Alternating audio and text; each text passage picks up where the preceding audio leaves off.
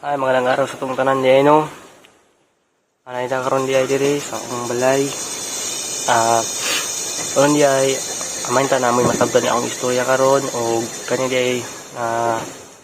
bahin sa pagrespeto no.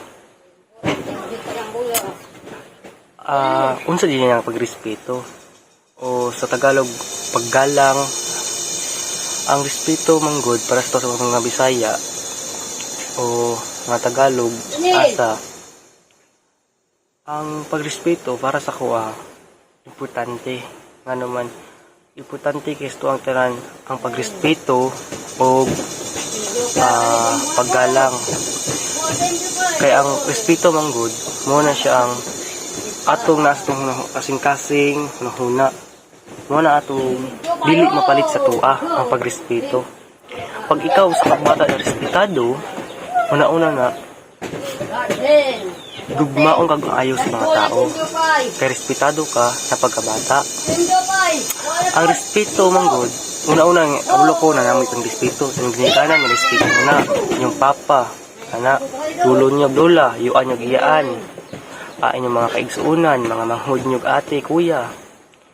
pero kung pumunta na sila lang ba ang atong respetohon sila lang ba dili bisa pag usa ka tao diya na dili nimo kaila, dili nimo kadugo o igagaw, respetuhon gyapon nato na sila. Kay ngano man ang pagrespeto wala ipili. Gamiton nato ang respeto na makatabang kita sa mga tao.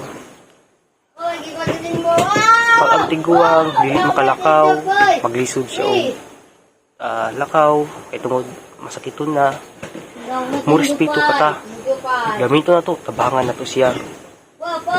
atong alalayan kana usa na siya pag tabang pero bahay na ko na sa pagrespeto na to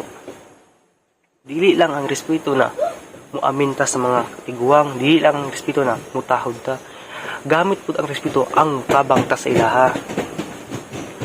kay ang respeto manggod ganang respeto dako kay nagpangkatabang para sa tuang tanan siguro karon kami mga tao na respetado pero siguro na po yung bandili pero kung kinsa man makatanaw niyang video nako mainta ka mo na-relate niya akong video mainta ka mo respetado pud mo importante magud ang pagrespeto kay nga naman ang respeto bisag public kang tao bisag walang wala ka pero kung nakay respeto mo na lang imo kwartahan na kana dili ka kwartahan dili minute yung balay pero